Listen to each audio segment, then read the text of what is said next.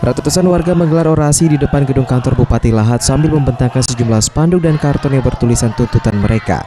Warga menuntut pemerintah daerah agar mendesak pihak perusahaan untuk mengembalikan Sungai Kungkilan yang telah dijadikan stockpile atau tempat menumpuk batu bara oleh PT BAU.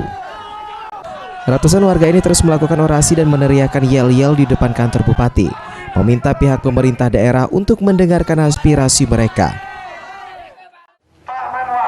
Kami mohon kepada Bapak untuk bisa menyelesaikan permasalahan rekan desa Negeri Agung seolah-olah berdasarkan aniaya.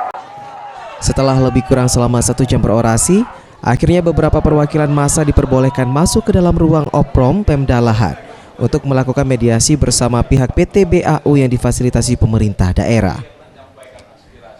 Koordinator lapangan aksi ini, Rohman, mengatakan pihak PT BAU telah merelokasi aliran Sungai Kungkilan. Padahal selama ini belum ada proses pembebasan lahan Sungai Kungkilan oleh PT BAU. Dampak yang ditimbulkan akibat relokasi Sungai Kungkilan ini mengakibatkan hilangnya batas desa antara Desa Merapi dan Desa Negeri Agung, serta hilangnya 60 hektar lahan Desa Negeri Agung.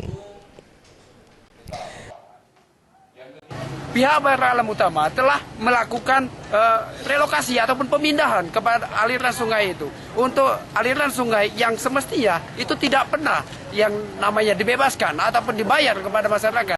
Sungai itu jikalau hilang, maka batas wilayah antara kami dengan Desa Merapi itu tidak akan bisa diketahui lagi.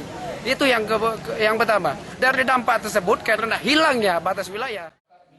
Sayangnya, pihak perusahaan yang ditemui usai rapat mediasi ini enggan berkomentar terkait tuntutan warga untuk menghentikan relokasi Sungai Kungkilan menjadi stockpile batubara dan mengembalikan aliran sungai seperti semula.